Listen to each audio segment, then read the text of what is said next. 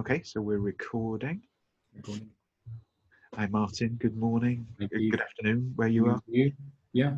How is it at your end this week? Well, I'm not sure which one this week is in the series. Is, as we discussed last time, the time flows in a different manner compared to previous sense of time. But things start to unfold one by one. Yeah. Measures softening down, people enjoying the close to a perfect weather, taking strolls in the afternoon, meeting. There's this idea by the people managing the lockdown, saying, the government namely saying, well, don't meet in bigger than 2, 3, 4 people groups, but people just ignore that, Yes. The thirst for the other person is there. So Yes. From one point here, it looks like people are enjoying themselves and the other people, and Yes. even if they just go alone by themselves for a stroll, just looks like as if they're enjoying the thing already happening that was something like a dream 2-3 weeks ago. Yeah. No one would have believed if they told them, well, you will be able to go out. And right now you see it as in Yes. different polarities in terms of mood. Some people go with, screw you, I'm going out anyways. Some people are still, am I able to go out? Is it safe? How am I supposed to do that? Yeah, interesting. And how is it on your end? Some of that has some parallels. I mean, here in Wales, nothing has changed. So we're under the same official kind of remit as before. In England, it's loosened a bit. And like we touched on last time, it's more confusing. But at the kind of public spectacle media level, let's say, newspaper kind of level, this last few days, it has all been photographs of very, very crowded beaches. That's been the kind of visual story of the thing, that in England, people took their freedom to mean they could drive, from Birmingham down to Brighton, or from Manchester, down to Dorset or something, and sit on a lovely beach, thinking they'd probably be among the only people there. But of course, half the rest of the population has done the same thing, and they're all on the same beach. And the country lanes in places in Devon and Cornwall, parts of Norfolk, and probably lots of other places around the coast in England. Anecdotally, traffic jams and people parking like crazy all over village greens and goodness knows what.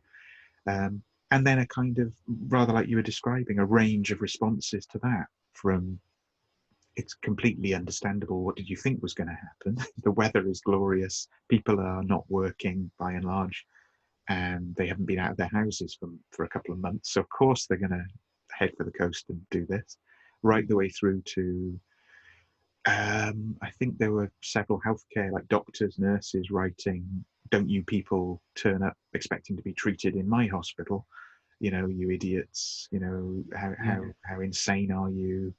Right, that's it, second wave guaranteed, give it 2 weeks and we'll all be back where we were. So this huge range of very polarizing kind of experience with it, rather like you're describing. Yeah, but here for me in Wales certainly, and I think also in Scotland and in Northern Ireland, no change, just the same. I think for what I've noticed is there's more traffic on the roads than there was a while ago, but that is basically it. And I did see a bus that actually had maybe 2, possibly 3 passengers, because every bus I've seen for weeks and weeks has just been empty other than the driver. But yeah, there were 2 or 3 bold, courageous, or plain stupid people on the bus with scarves wrapped around their face. Yeah. Something that you said, I'm able to recognize it here in terms of people going to a spot, a place, or just taking me their car and traveling for several hours, Mm. hoping, fingers crossed, they will be the only ones there. And I've experienced that. I went for a picnic several days ago, Yeah. and purposefully I chose a very remote place with lakes all around, and it's nature, and it's there. And I was having a very stable belief, very firm, that I and several friends will be the only people there. And then you encounter probably people that are thinking something and almost the same thing. I'm imagining them driving in and just thinking, who will be the only ones there? This is the thing. There won't be anyone else then. Yeah. And then it's extremely crowded. People are doing barbecues and children running around. And what that made me think when I saw that picture of so many people in one place is that let's say people are more in touch with their desire to be out there. Yeah. But there's one more entity that is present in this relationship, and this is nature by far and large. This is the entity, let's call it like that welcomes you. And by the feeling of it, I didn't check with anyone up until that point. Tell me your take on Yeah. that. But for my own feeling was that nature is very welcoming right now, in terms of, please do come. There's space for almost everybody. You will probably fight for this spot with this person, but I am here to welcome you all. So that there's a kind of a holding environment for people. Yeah. Interesting. Yeah, that speaks to me. It makes me think as well. I was listening to there's a new what would you call it? A video, simplest way of saying it, of it's sort of a question and answer format, just over an hour long video with Stephen Jenkinson that came out a day or two ago, and I I watched it yesterday evening, so it's sort of fresh in my mind, and it was really beautiful, really lyrical thing, and he's just sat. I mean, you don't see any of this because the camera is sort of stationary, and he's just sat against a wall, leaning against the wall of his house or some sort of outbuilding on his farm, near the river which runs past his farm, and there are some people there behind the camera, I'm sure appropriately socially distanced, and I guess they're people who live on the farm with him. I recognize some of the voices, and then maybe some neighbors, people who've kind of walked in or come from just around the corner. And so there's enough, I guess there's maybe in the hour there's like 6 or 7 questions that get asked, and there's time to kind of stay with them and be really present with them. But one of the things that really struck me when I was listening to it last night, he kind of pauses for a moment, and then he says, I've been in the habit of stopping during the day from working on the farm and looking after the sheep or whatever, and making myself stop and just sit down on the porch. So sit there for a moment and just take a moment. And he said, let's do it. And there's nothing. And he's like, that silence, that sound, that natural ground of sound, with no planes overhead, no vehicles, no engines, no what are they called, jet skis tearing up the river, just nothing. That sound, no one's heard that in 100 years. That's even in a place like here that's remote and far out. There's lots of holiday homes. There's always people with engines going. This silence is 100-year silence, he says, and it goes with what you were just saying about nature being that open. Come on in. But I maybe have some needs too. It's not all about you. And enjoying this might mean enjoying it more quietly, or has meant enjoying it by not going there for a while, so that we're sharpened in our desire for it or our need for it. Yeah, really, really interesting. So yeah. Because we touched upon a bit of cinema and some kind of approach to cinema 2 episodes ago, and while you were talking, I was imagining, there's a very dramatic approach to two characters being reunited in cinema, in some shots that producers probably think about how are they able to make them more dramatic, how they are able to make them more touching to the audience. And probably both of us, and probably the people watching that, will recall something like two very dear to one another people are disconnected because of some occurrence, something that just cuts between them, and they're separated. And then the movie follows two lifelines. Yeah. At some point, there's this reunion of a sort. And for me, it's very emotional, very touching when those two people don't say a word. Yeah. Oftentimes they hug, or just look at one another, just being there with one another. And what you were describing sounds, a bigger ratio of things, of course, but sounds like it. Yeah. Where you've been all this time. Yeah. I've been here waiting for you, but the same answer is delivered from the other end. I've been here too. Where you've been all this time. Yeah. So, yeah, absolutely. And I mean, there's lots of directions one could go from there. It's a very rich thing, isn't it? But there's a sense here of how our relationship with nature is not a one-way street. It's not, nature isn't a dead thing that I get to just go and use as my recreational canvas that I can, or backdrop or scene setting where I can have a nice time, which is how we often think of it. I mean, I've definitely treated it that way. It's, of course, at some very subtle level, if we went the whole hog with it, it's no other than ourselves. Like we touched on before, that if you're going to hug the tree, then at least ask the tree whether it is up for the hug or not. And the same thing here with the wider aspect of nature. I think we touched on it last time that we wouldn't really even have a word for it. It would just be me, or one. So that which takes the form of green things, and that which takes the form of the upright walking fire monkey, yeah, are the same thing arising to itself in some way. Can we have more of that end of the spectrum of bandwidth for meeting, and less of the sort of exploitative one, I suppose, or the kind of I don't know what to even call it, really. It is a sort of entitlement. It's like, this is there for me to extract from, for my pleasure or amusement or entertainment or diversion.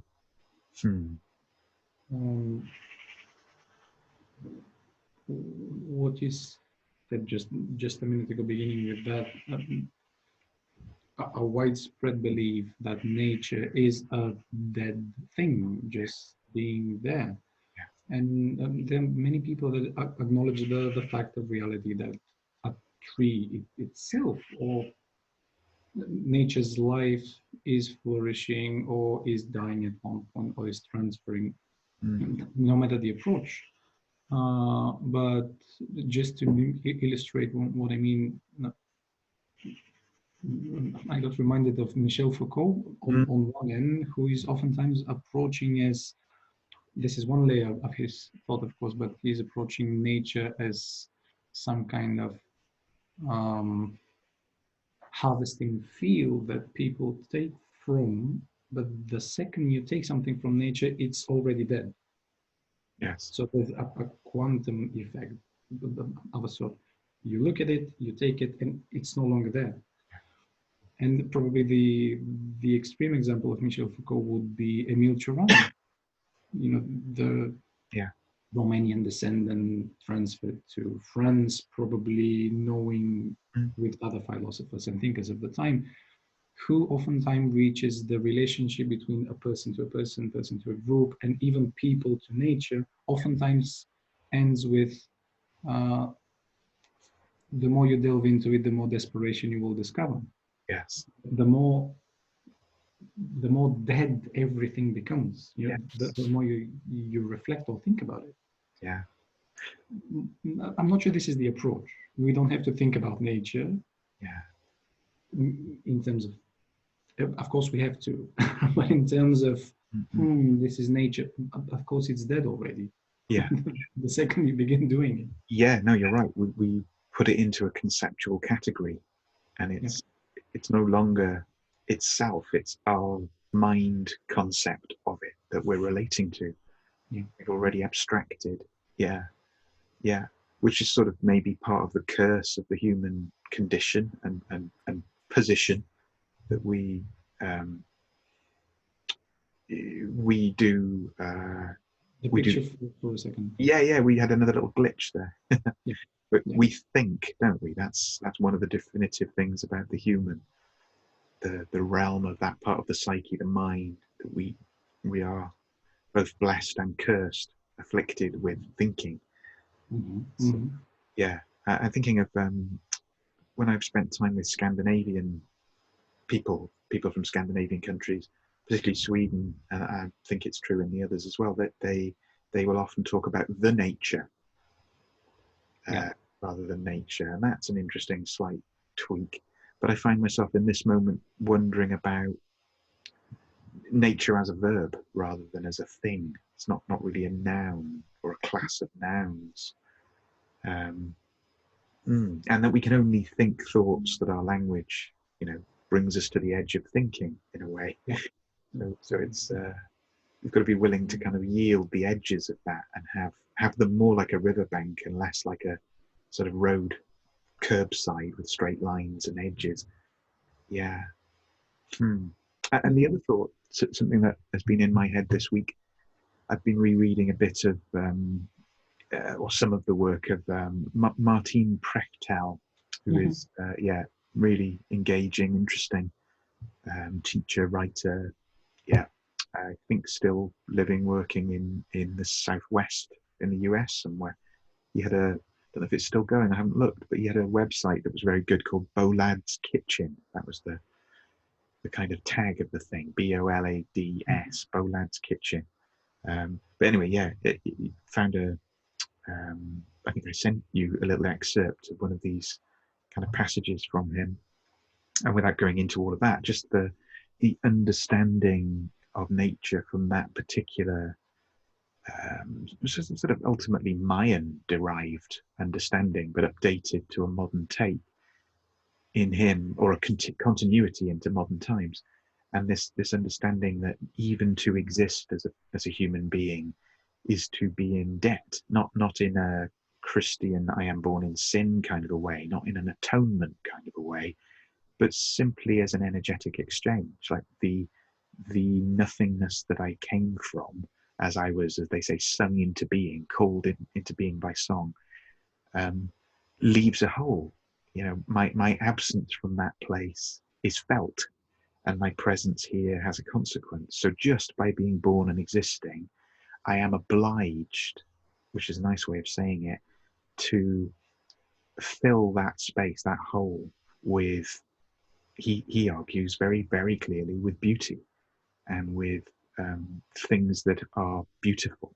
And in particular, when he's pushed, he says things that, as it were, please the deities, the gods, who are most pleased by things that are made by human hands, Mm-hmm. because in that worldview, that cosmology, only humans have hands. So it's not about the mind; it's about the fact that we have hands and that we can make things because of our digits and our opposable thumbs that can't be made by anything else or anyone else or any other class of being, and that these contribute to the beauty.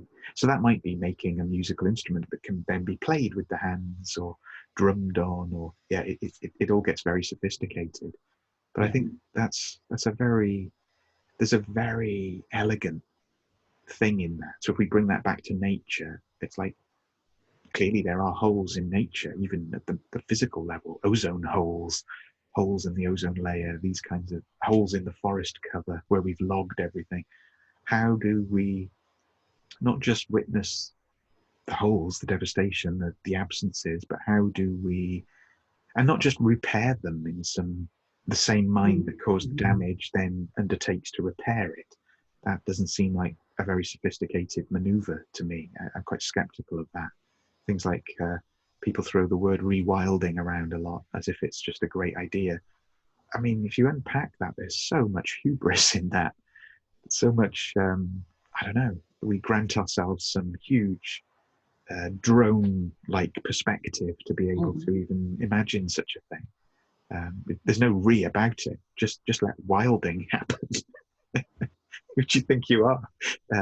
But all that said and done, is there a way by which we can be guided? Say in your picnic, that's just a simple example. You know, you've been in the city. Suddenly, it's possible to go out.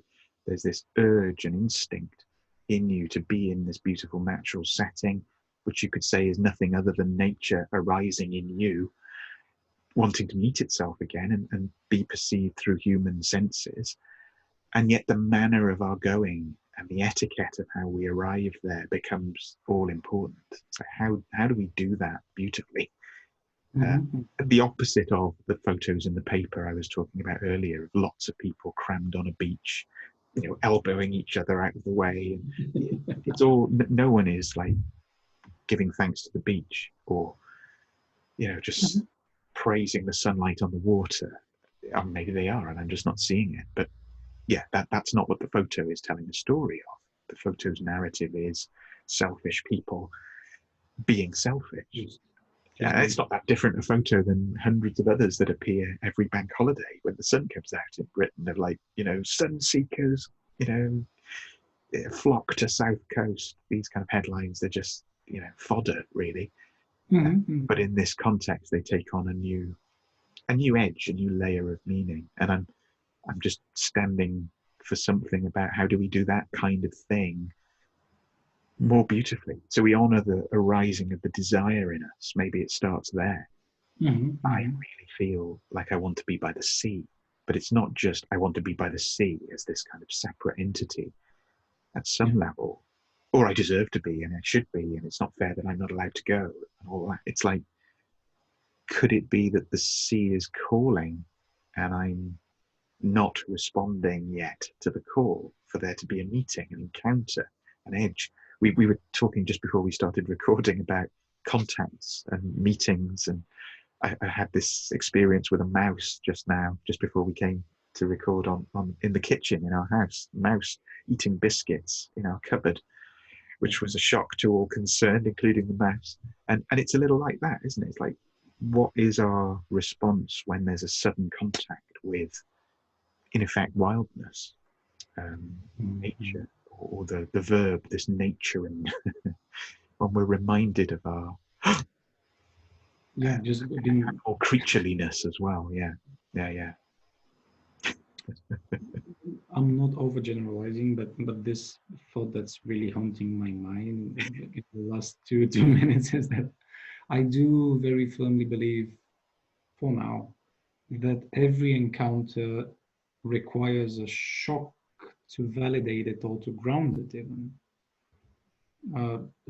A shock not in terms of the survival instinct kicking in, you know, waiting out, is this dangerous or not? Yes. A shock more like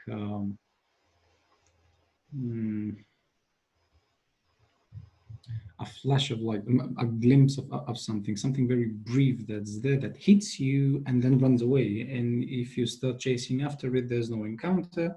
Yeah. So you have to probably give in to this thing, to be as trusting as possible and stay with the encounter. And I do recall many people doing the exact opposite, because what you said about the holes in nature that we probably, like a socket for the human being, it's there, it's always been there. Probably the outlines of it are the fantasies our parents have of us. Oh, I will have a boy one day, I will have a girl one day. And this is the outlining, the pencil that they draw, the dotted line, they make it, you know, solid. Then you pop in, go with your own life. But at one point, there's a Swiss cheese that you have to eat. So there's a hole that you're in, Yeah. but then you are gifted with something that has holes in it. And it will be a complete madness for a person to try and take a, this cartoonish, very classical way of depicting Swiss cheese and inject liquid cheese in the holes just to make it solid again. Yes. This is probably the way thought would work. Yes. You fill the holes and then you're whole again. But the natural way of things doesn't work like that, if you ask me. You're not filling the holes. You enjoy the thing with the holes, and this is what defines the Swiss cheese. Yeah. Yeah. Somehow. Mm. It's like the movie Inception. I'm all about movies these days. I don't know why. Anyways, it's like the movie Inception. There's a hole that you fill, but then if you zoom in, there's another thing with holes in it. And if you zoom in again, there's another thing with holes in it. Yeah. Of course, the same thing is equal if you zoom out. But at some point, you will probably reach the existence and the awareness of God, where are there holes there? What's going on with it? That's a bit like the quantum understanding of scale. That from the point of view of quanta, there is no big or small. Yeah. They are categories of mind, you could say. So we impose, galaxy, or this thing's light years across, and then we look at infinitely tiny nanometers, and actually these are just matters of perception.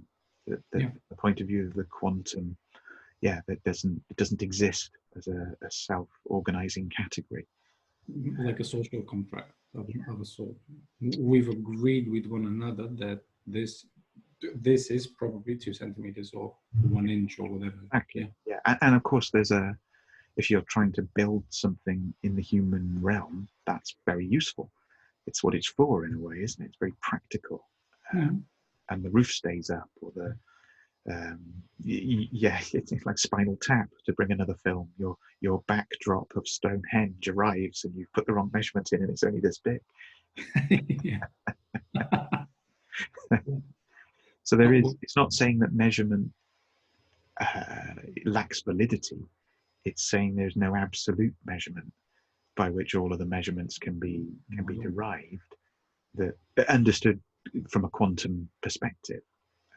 And this business of holes is very relevant to that things pass through apparently solid matter because it isn't solid. Everything is Swiss cheese. Even the holes are Swiss cheese. This reminded me of I'm more and more reminded of, let's call it formally, the first half of my professional career, working with clients and specifically with patients. And I refer to patients, people that have lost the bridge to being here, let's say, which might be a problem for functioning, might be a gift to a certain extent they have to unravel. But I had the desire, the yearning to be there on the battlefield with people, with themselves, or with other people. Yes. Then I got some sort of a burnout, probably, of that, because it's very exhausting and demanding, and I stopped. Right now, I'm not doing that, probably a certain period of time.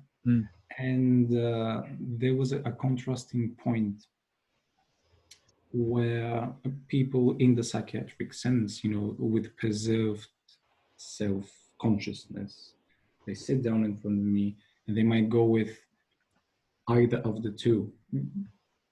One way is, I have OCD and I have symptoms of this kind of psychiatric, non-otherwise specified disorder.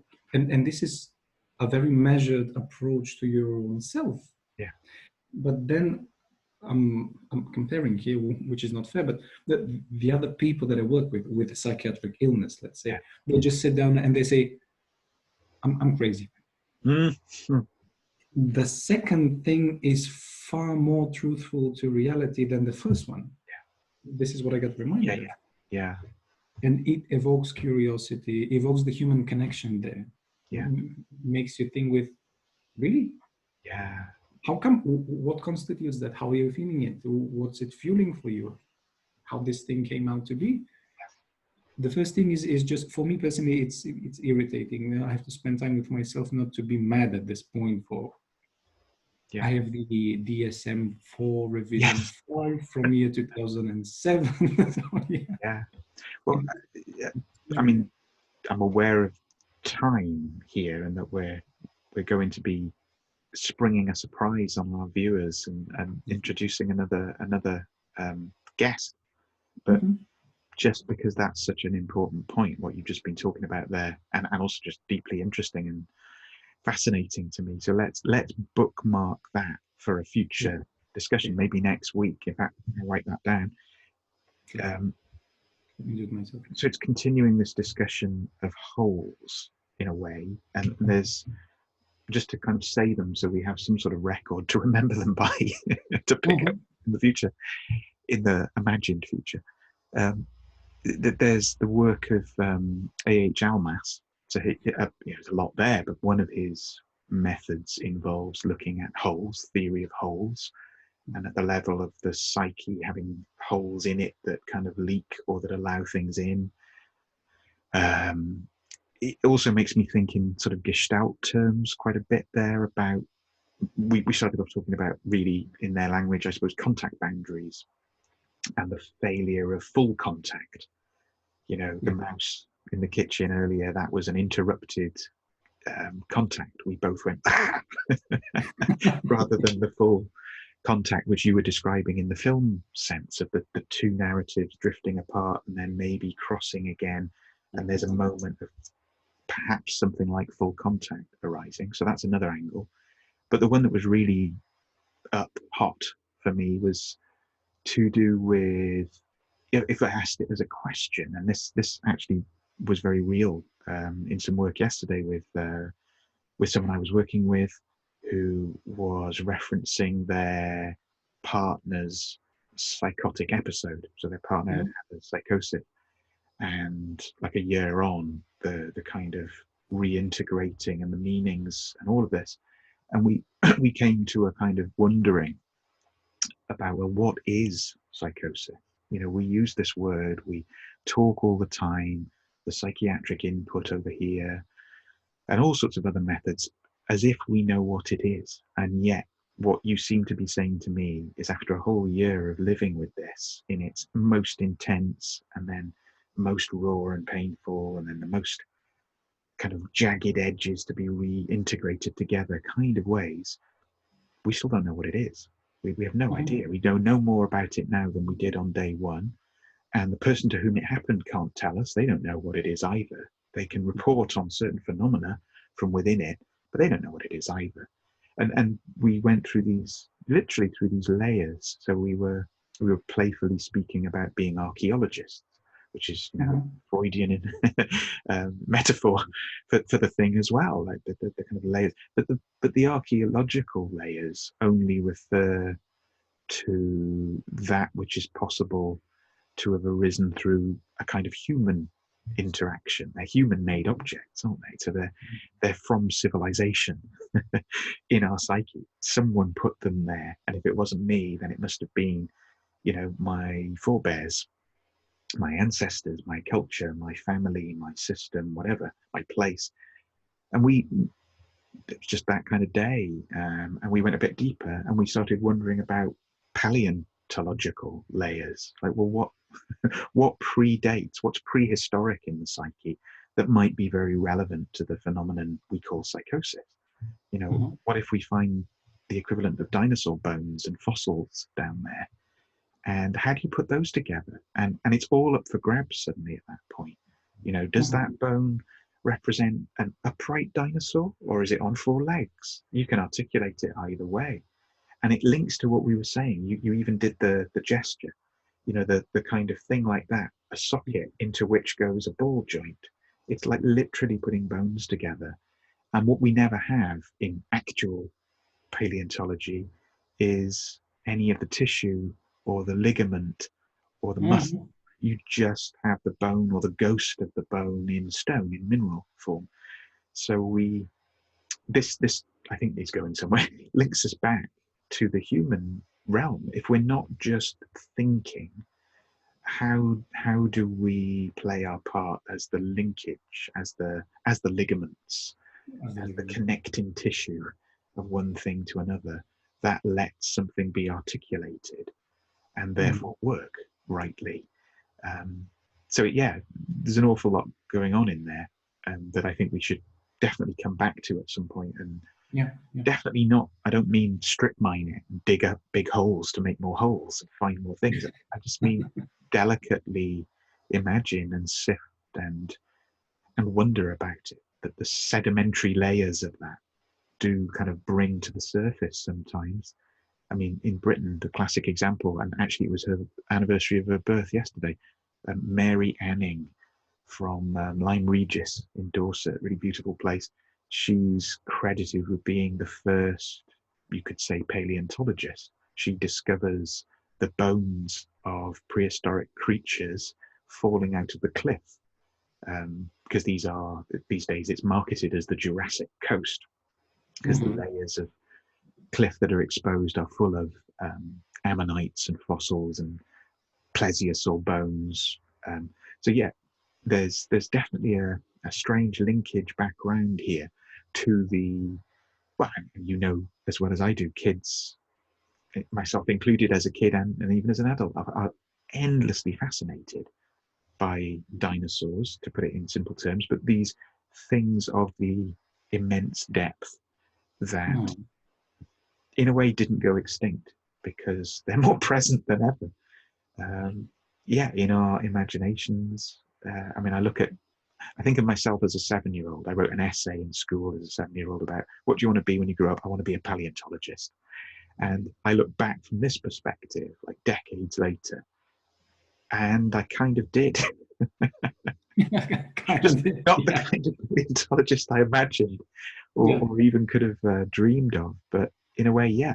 And equally, you know, my son's really into dinosaurs, but the dinosaurs he's into didn't even exist when I was a kid. At some level, that's a strange thought, that these things have been created in my lifetime.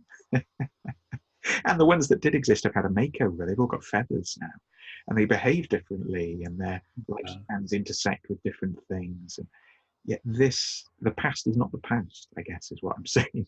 Or not only the theory of extinction has changed. So the question that we were starting with was, what is psychosis? Well, either I'm manifesting it right now, and these are the ravings of a lunatic, entirely possible, or it's a much more mysterious and complex business than we have allowed ourselves to think about it as being.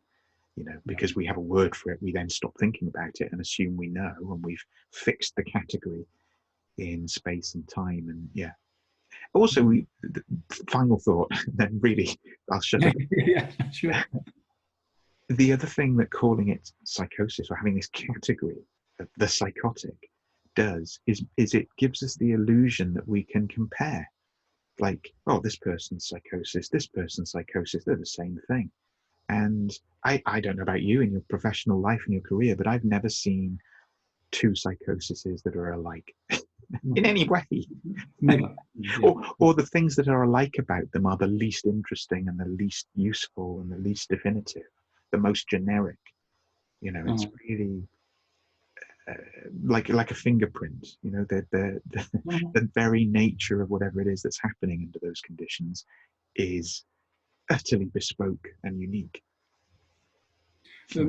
I suppose before discovering that each and every fingerprint is different and can never exist in the same way, neither before nor forward in time. But looking at your own finger or thumb, they look the same. So I'm asking myself the question: we need a very specific kind of technology, inner technology, to know that psychosis differs from one another. Because for some people, there's the classical psychiatric approach to things. This is psychosis. This kind of medicine that we have to prescribe will tackle it. will kill it probably, and will work from person 1 to person 2 to person 2 plus 1, which is his son, if this is, or daughter, or whoever from the generation, because this is genetic, and it just loses the purpose of that. Yeah. Supposedly something like that. We were playing a game in the week with can you guess whether this particular named thing is a psychiatric medicine or is a character from Tolkien's mythos?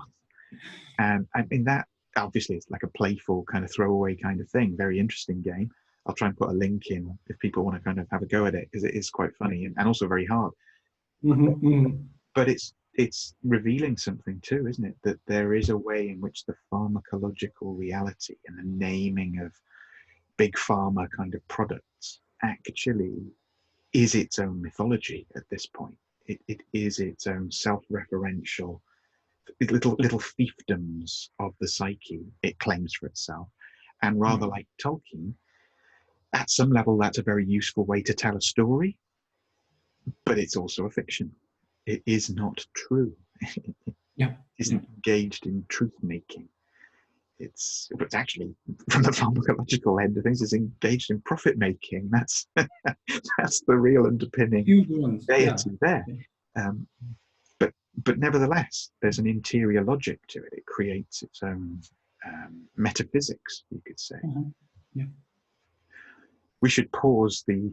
Yeah, sure. We're definitely going down the rabbit hole at that point, which I'm up for doing. We should definitely. Yeah, let's. Yeah. Just a final image that's not really about that, but I really love. From what's his name? He's an Irish thinker. We might have talked about this before.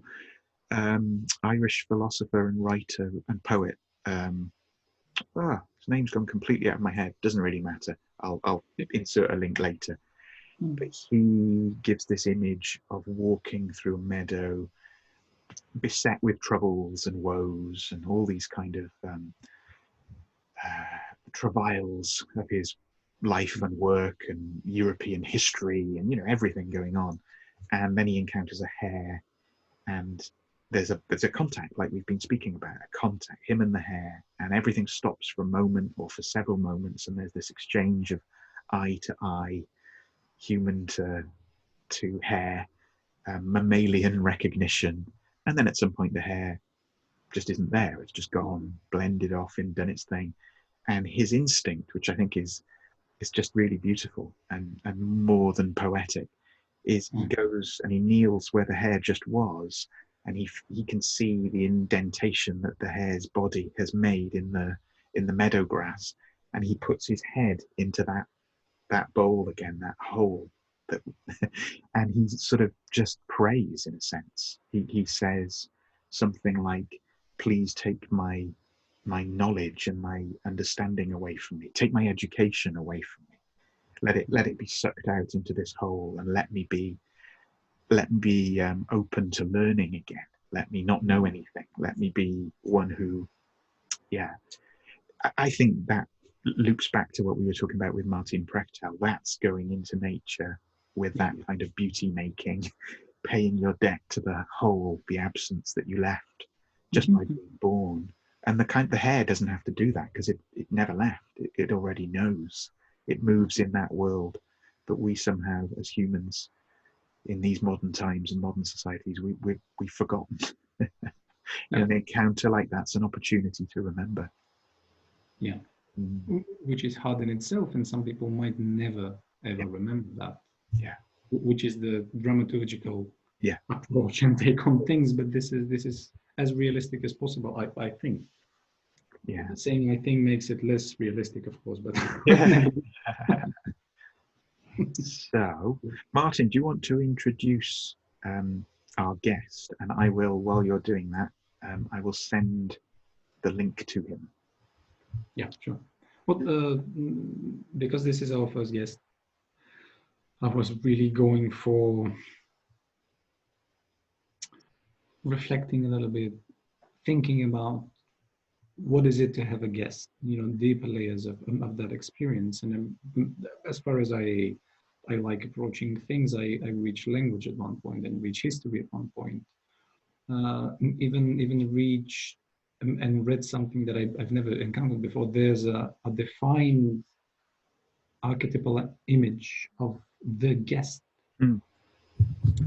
And from historical and even language point of view, if you trace it backwards to Germanic roots, the words for guest and ghost at one point, for a brief amount of time, share the same root, etymologically speaking, you know, and this is synonymous to spirit, something that visits you. And then the word host, as we will just in a few seconds enter that these roles as hosts. This has to do with acknowledging if the guest is here to present you with a gift. Is the guest here to take something from you? Is it a strange occurrence that you cannot make sense of? But is this a good or a bad thing? So it's a huge thing. So in terms of measurement, the guest slash ghost who will enter the, the virtual space we share, Yes. he's a person I've known not that long as I would have wanted to. Yes. Very rich in terms of belief. So it's a person with economy masters or something of the sort. He will probably correct me, but I might not be right here. But parallel to that, he has a very rich spiritual experience and knowledge about things. And it's very rare these times to see someone that sits down with you and says, well, listen, here's the economist in me point of view, but then let's see this thing and transfer to the spiritual one, or the psychological one, or the relational one. Yes. And then you can see threads of being there, being present with both these things, that some people might say, well, if you want to be spiritual, you have to abandon economy and finance. If you want to be financially, materialistically bound, you have to be ready not to be spiritual enough. So it's a very interesting acquaintance that this person has presented to me throughout time, that there's place for both these things. A fan of Eastern approaches to Western things manifested of sort, namely some Buddhist traditions. We even found a common way of speaking with him through Jordan Peterson in his semi-early and mid days, before the whole crisis with Peterson happened. Then different thinkers. One of the people we sat down to discuss, as with you, was Dostoevsky, and some other was Ludwig Wittgenstein, the philosopher, probably touching upon some of the aspects of language here. Yes. Also. And probably I'm presenting him in a very grandiose and very stable, but he's a person that can have fun outside of all of that. Fun with a capital F, I would say, like that.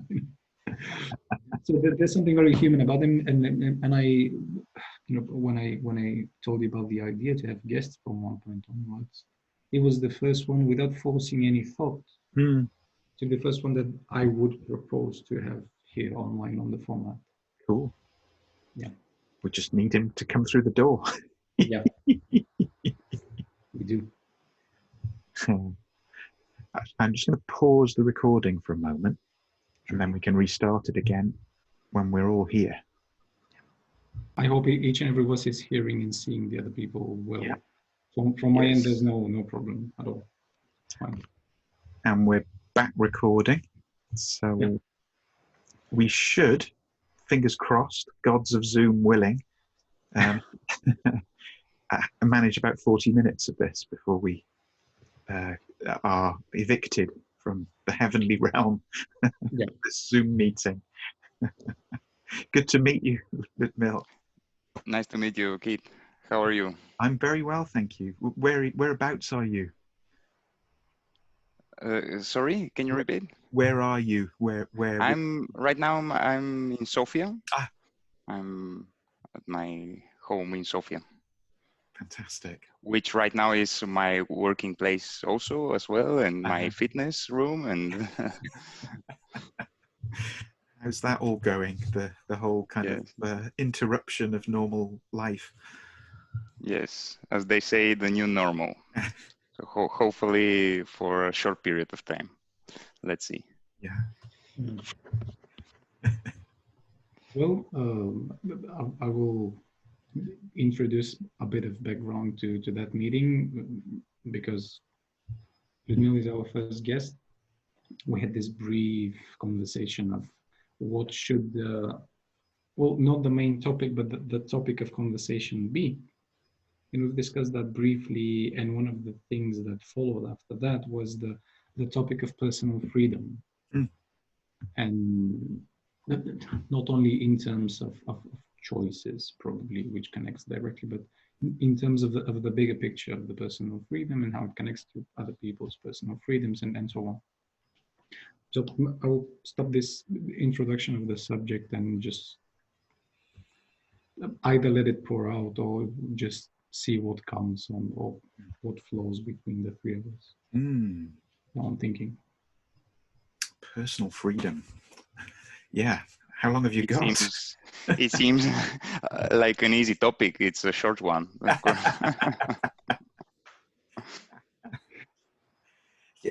Ludmil, Martin had said before that you live some of the time in Madrid. Is that right? Yes, usually I travel a lot to Madrid. I've been living there for the last 20 years, actually. Okay. Recently, we moved to Sofia. Currently, I'm working for Coca-Cola. For those who don't know, it's an American beverage company. Yeah, I think I've heard of them. So right now, all of us are working from home, mainly the finance part of the company. And recently, I'm starting to work on a project with some colleagues to planning the return to our offices in Sofia. Details, of course, are confidential, but it's not easy to plan, and in this situation is even more difficult. So let's see. So I guess in terms of personal freedom, generally speaking, you have experience of different cultures, different cities, different ways that international travel or the organization of how things are done in different places works, and then you have the experience of lockdown, which manages to also be sort of, it differentiates from place to place, doesn't it? It's not one thing everywhere. It's got local variants. And yeah, I know in Bulgaria you've got a little bit more freedom than I have where I am right now in terms of the easing of lockdown, for instance. So there's many variables here, many moving parts. How was it before lockdown, the whole business of personal freedom? It was never be easy, of course. And right now, during the lockdown, I have been looking to some paradoxes in personal freedom, actually, because the first thought is that the lockdown restricts your freedom, and of course it's true. However, I have been checking some specifics. Last week, for example, we went to a little birthday party to a close friend of mine, very few people. And when people were coming to the party, it was outdoor and with all the measures at place, but there were like a choice between shaking hands or touching or not. So here we are adding a certain level of freedom that we didn't have before previously. Normally it's mandatory to shake hands. The tradition is, and you can not easily escape from that. Paradoxically, right now with the lockdown, you can. Yes. And no, I don't shake hands, and it's fine. And so it's curious that this situation adds some freedom in certain That's interesting. You can choose your way of greeting to a certain extent. For example, it's easier to choose even your contacts, your from who to meet and who you don't meet. So Yeah. in normal situation, you have to meet some people you don't want to, and everybody have been in this situation. Right now, you don't have to. Yes. So it's another grade of a little bit more freedom compared to normal situations. So there are a lot of examples actually of It's really adding interesting. freedom. Yeah.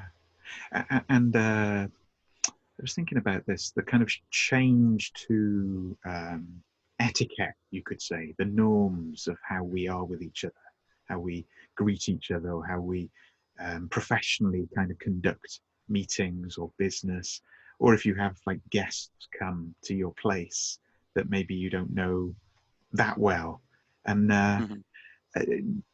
that won't go on about where it comes from, but something we referred to earlier, Martin, in that Orphan Wisdom School talk, the point was made in there that, say, in the ancient Greek language, there were lots of different words for different kinds of hospitality. So Wow. the kind of hospitality you'd offer a complete stranger would have a particular word. The kind you'd offer, to your family would have a particular word, and a whole load in between of grades of that.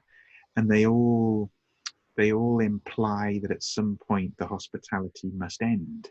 So otherwise it's not hospitality. It's like something else. It's dependency, or it's like you've Yeah. just moved in.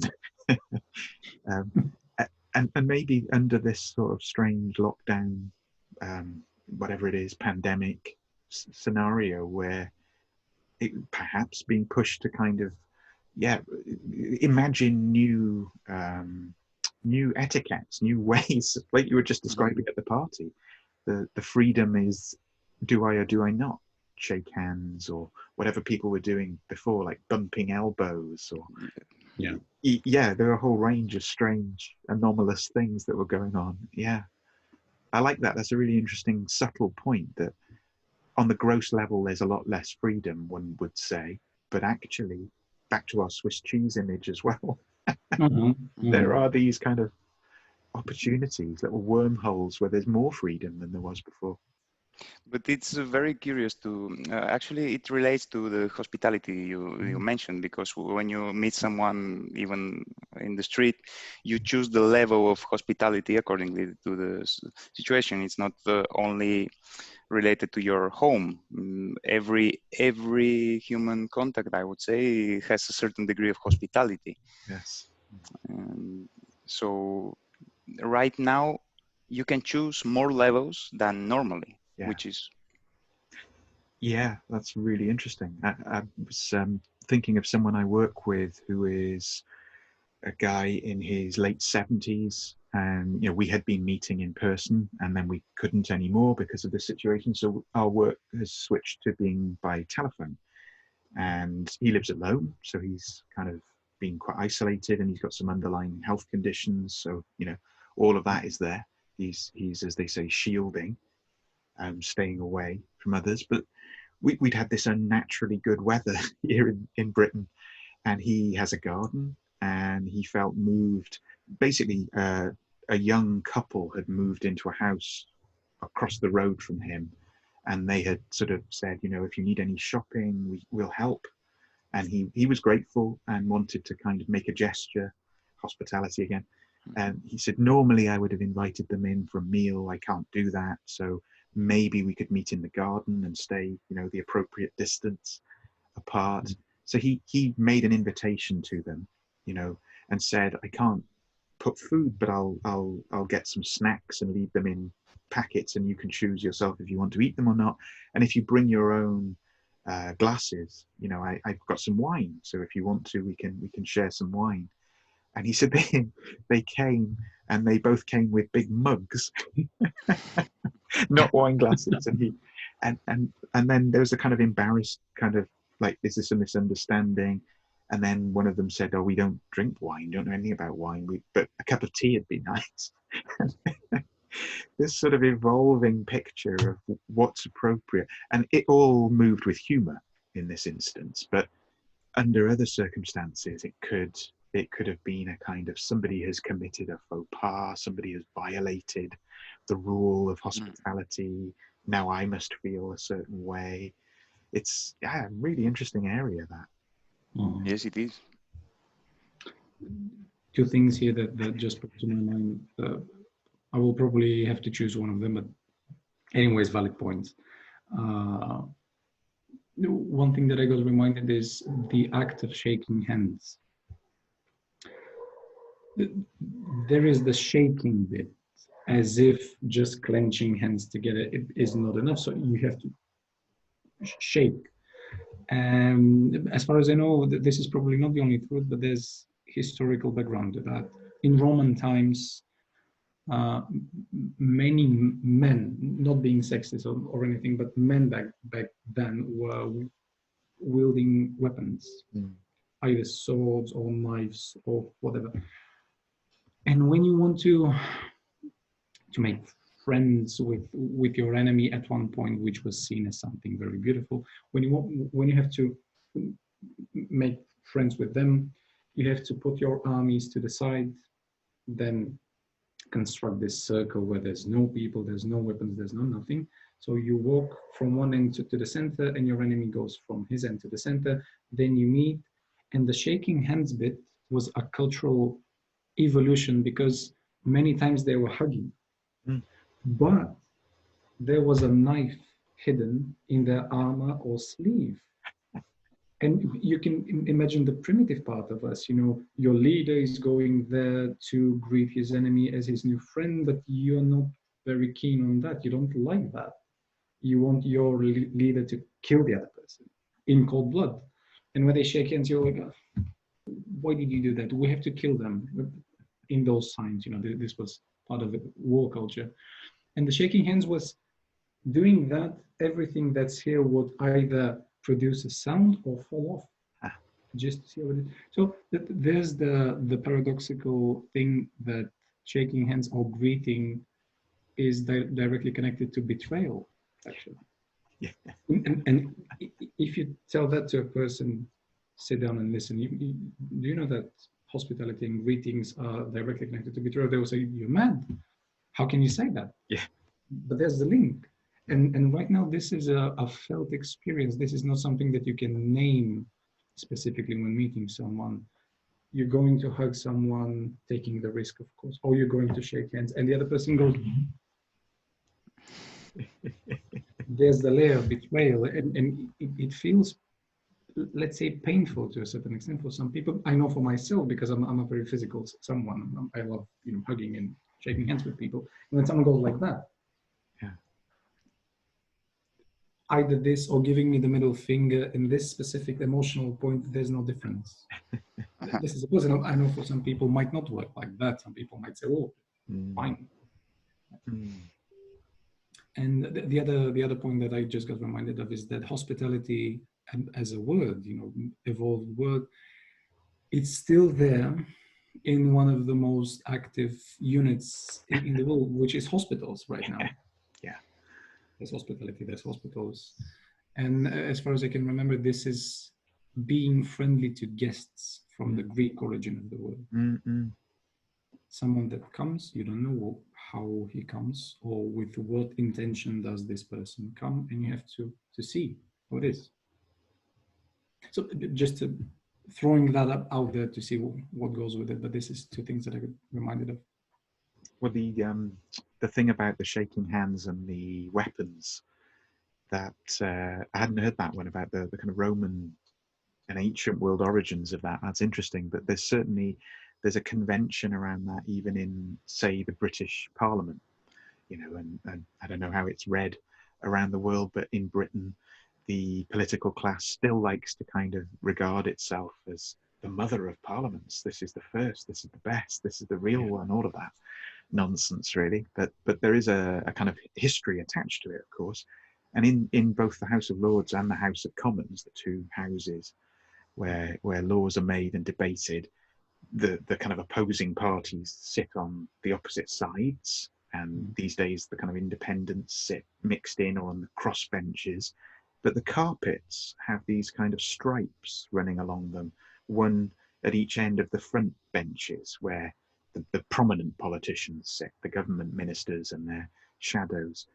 And these lines in the carpets are very specific. They've been there since I think, was it the 16th century, I think, and they're calculated to be just over 2 sword lengths apart.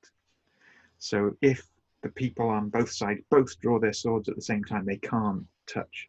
There's a gap. Yeah.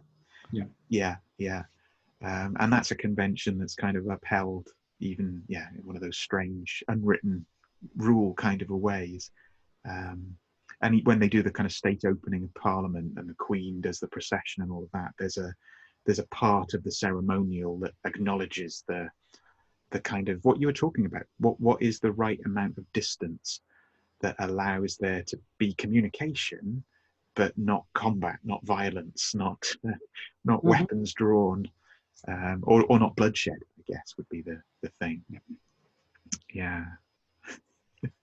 Again, the betrayal comes into the discussion. Also, the betrayal within this context of lockdown, it's there is an interesting response to betrayal, because infection can be interpreted as a betrayal as well. So I don't think that humans are very good at assessing risk, and one example of those is that some part of you feels that it's less probable for a friend to infect you than for a stranger. So your friend will not betray you. Mm-hmm. You are more hospitable with him. Mm-hmm. Actually the objective risk is the same, but again, the betrayal is curious. That's really interesting. I was reading an article in a history journal about the 17th century plagues, Black Death plagues, particularly in the southeast of England and London. And there's this fantastic series of etchings, kind of scratched etchings of the plague time of those years, sort of 1660s, I think. And there was a previous one a couple of decades earlier. And these etchings, they're full of skeletons dancing, all these kind of macabre images. And there's recordings of like mass burials. But the really interesting bit, there's a scene where loads of boats on the River Thames, and it's all the kind of rich Londoners getting out of town because the plague has arrived and they want to get out of the urban density and out into the countryside. And around the edges, I mean, these are drawn in a certain way, so there's no scale or perspective. But all around the edges, there are basically peasant farmer types with pitchforks pushing them back, literally kind of, as it were, betraying their countrymen, saying, you can't come to safety in our village because you'll bring the plague with us. So get back to the city, and on pain of being prodded with a pitchfork. So really a heck of an image, really fantastic image. I'll try and I'll take a photo of it or scan it or something and send it to you to have a look at. It's quite something. Something that I'm thinking about. Either of you two can correct me if I'm wrong or if I'm giving a single perspective, but I was thinking that betrayal in terms of being accepted, or being accepted for a certain amount of time and then being denied and being unacceptable to the other person. There's loads of people that treat betrayal as probably one of the most painful things that can happen. But I'm transferring that to another level of relating, is that I've never seen, and I've never heard and I've never read a moment in time in history where a man was allowed to shake hands with God. Probably the only person that reached a level of representing that was Michelangelo Buonarroti, the fresco with, God and Adam, just slightly on the verge of touching things, but not quite like it. This is not a finished act of anything, so it leaves you wondering, will they ever do it? Yeah.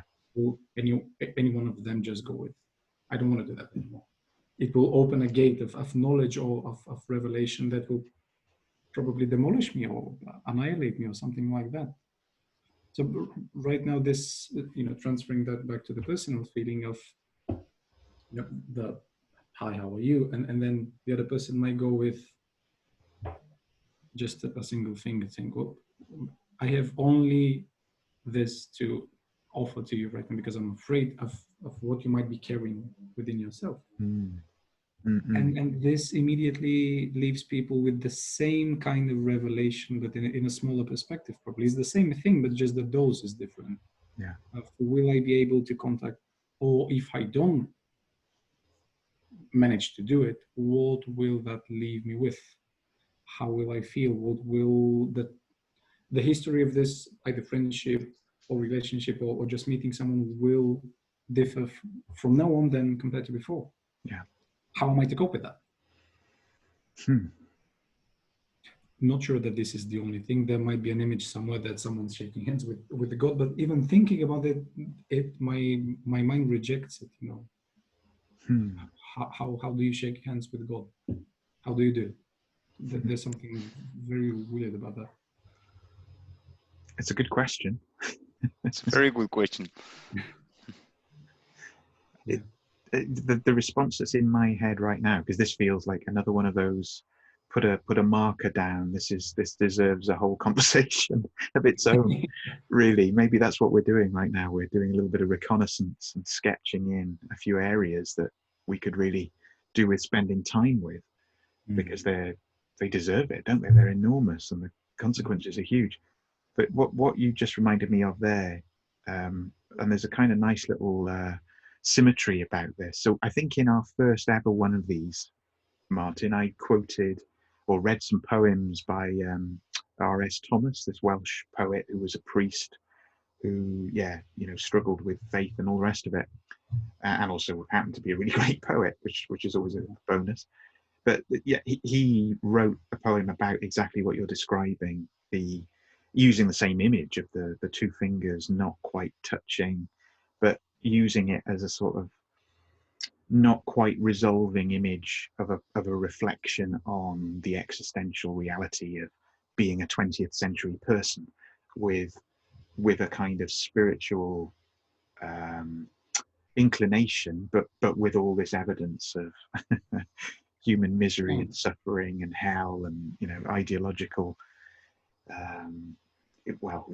all of that, and he called the poem Threshold, which it's kind of where we're at. And of course threshold is an English word that describes the bit at the bottom of the door where the flooring material is held in place. So it's like, it's about hospitality again. It's like outside there is no flooring material, it's just the ground. Inside there are threshes or rushes or straw mats or something, and they're held in place so that they don't move when you come in, so that they're kind of fixed. So threshold, literally the kind of the boundary between hospitable in here, wild and natural out there. It's a very short poem. I'll read it to you if you like, just because it's the only response I've got to what you were describing about the shaking hands with God. And it kind of implies something about lockdowns and pandemics, and there's a little bit that could be seen as prescient in it. So Threshold, R.S. Thomas, and this would have been written in the 80s, I think, early 80s. He says, I emerge from the mind's cave into the worst darkness outside, where things pass and the Lord is in none of them. I have heard the still small voice, and it was that of the bacteria, demolishing the cosmos. I have lingered too long on this threshold, but where can I go? To look back is to lose the soul I was leading upwards towards the light. To look forward, what balance is needed at the edges of such an abyss? I am alone on the surface of a turning planet. What to do then, but like Michelangelo's Adam, put my hand out into unknown space? hoping for the reciprocating touch. Mm. Hmm. Mm. Thank you, Kate. I will check. Can you repeat the author, please? Yeah, the author. So he is R.S. Thomas, Okay. Thomas. Yeah, he was a priest in the Anglican Church here in Wales, but yeah, a troubled priest, shall we say? he's I'm a not. he's a nature poet, really. That and that's not completely fair to him, but that he writes a huge amount about the natural world and his place within it and the cosmological order, and yeah, he's a really incisive.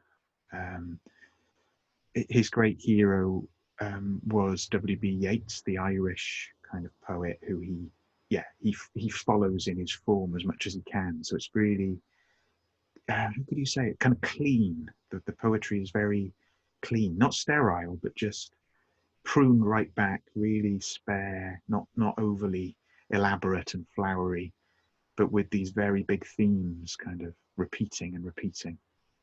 It's good medicine. Mm. Hmm. So I'm not sure if I heard it correctly, but he mentions a cave. Yeah, right at the Uh, beginning. Yeah, yeah. I think he Plato's cave. Yeah, Yes, he's exiting the cave, and this is the act of shaking hand with God for. yeah, Mm. yeah.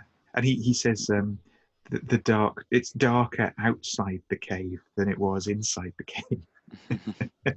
Yes, it's The worst darkness outside, he said.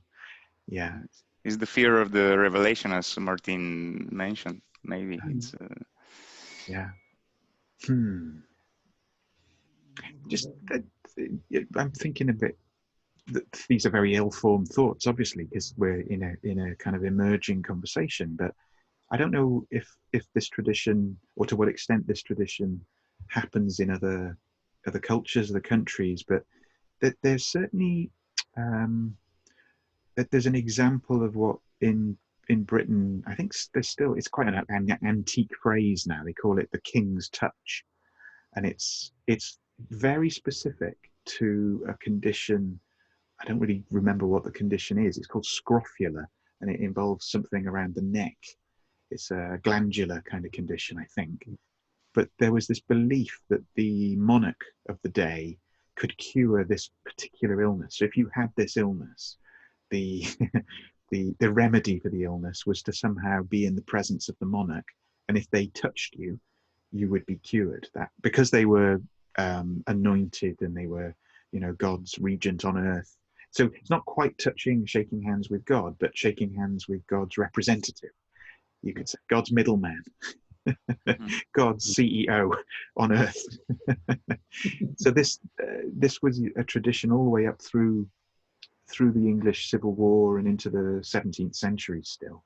So kind of Stuart sort of period, Tudor Stuart period, that the divine touching you through the monarch would cure a particular condition. Yeah, but I guess it would never have worked. So there would certainly be a betrayal to be had when the scrofula persists. Just imagining the people that have this condition and are not able to grant their access to the monarch or to the person that will touch them and cure them, and just in terms of betrayal of why the same thing that's playing out right now with meeting people. Why did you touch this person and not this person and not me?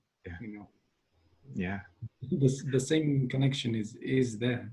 Well, I think what happened, the tradition died out because the monarch used to, certainly in Stuart times, like Charles II, the restoration of the monarchy, he would have one day a year where people could queue up to be touched. And then he realized this was also around, there were plagues in that time. I don't really want to touch people anymore. So he just would give them a coin with his face on it. So it's like, monetized the entire operation a little bit there. Yeah. That returns back to the topic of personal freedom. You know, the representative of God decides on terms of either personal or transpersonal freedom. I don't want to touch people anymore. Yeah. So I withdraw my touch. Yeah. Yeah. Yeah. Just to notice, we've got 8.5 minutes. I just had a timer pop up on my screen. So yeah. And of course, I don't know about you, I don't want to speak for you, but it feels like that's not enough time, obviously, to cover all the many things that we might do. So my suggestion would be we do this again. We find a way to do this again, and you know, carry on and pursue more of these threads. Yeah, we've proved, I think, that it works. We can do it, which is good. Yeah. Yes, I do agree. We should do it. There were some very interesting topics. Yeah. I mean, we've still got 7-ish minutes, so that there's still room for some more.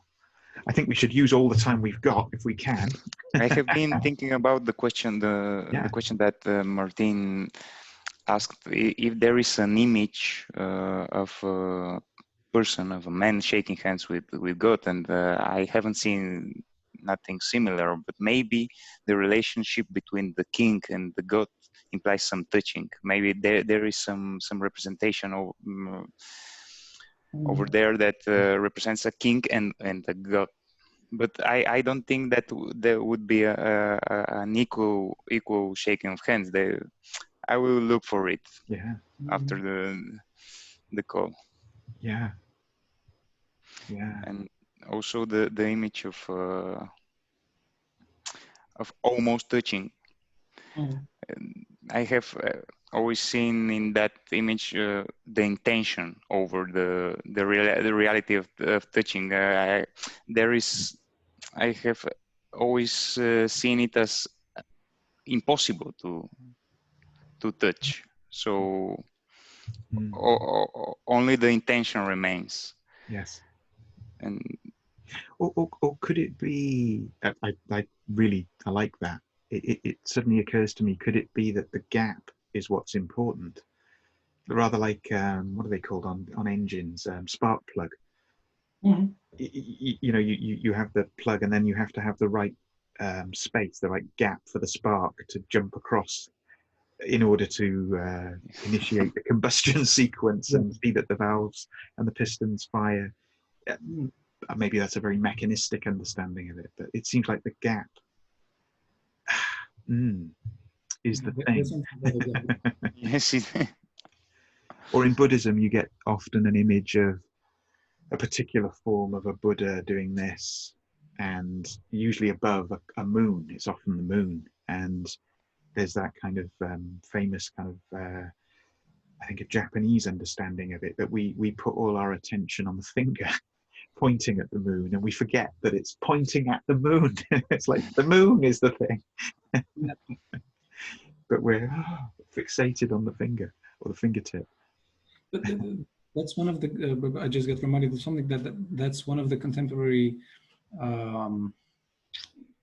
research materials of the existence of human consciousness. Because many people, I'm having lots of pets at home, and I've been trying something mindlessly and out of the craziness I carry, you know, to get your pet in front of the mirror and say, this is you, as if it's a human being. You want it to evolve to this point so the desire goes away and it's not bothering you anymore. But the second thing I'm doing oftentimes is, for example, giving food to a dog or a cat or whatever, and then it sniffs it, goes away, doesn't want to eat, and you go with, look, it's there. And there's the illusion of my finger will represent a symbolic idea for your own mind and perception that there's an invisible line pointing to the point of interest. And this is, as far as I know, only human beings and some sort of apes are. If there's aliens or extraterrestrials, fine, but on Earth, these are the only two species able to symbolize the pointing finger. and there's a part of our lives, our first year and a half, that we can do it. Someone's pointing, you just don't care. You look at the finger, as you were saying. So there's something childish and playful about that. And then you extend the line. The only problem I see is that this is the same kind of revelation. It's painful. When you extend the invisible life from the point of the finger onwards, it's quite painful from then on, and you cannot forget that skill, if it's a skill. Actually, I once I read something related to that. It was about dogs and why Homo sapiens domesticated dogs instead of apes. And there were some theories, and mainly the theory was about wolves were hunting together, and humans too. So they started with a shared intention. They had a single prey and they went after it. So human could share that intention with dogs. So human could point to the dog, go after this particular elephant. No, elephant is not the right example. A mammoth, maybe. Go after this particular prey. And the dog would share the intention and go, which is the extension of the. And that study I read, I don't remember where did I read it, but it excluded apes. You mentioned apes, but apes couldn't share that intention.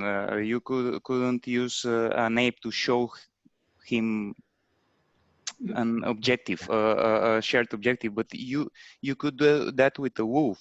So this was the original reason to bond together.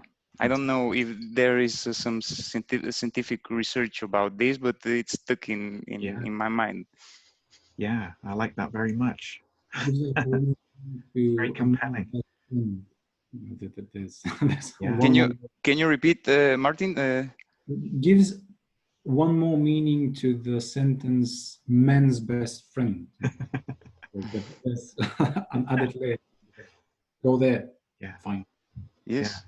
Yes. Something like that. It was like you cannot put him in front of the mirror and tell him that's you, but you can say him, let's hunt together. Yeah. That we'll both rabbit. eat. Yes.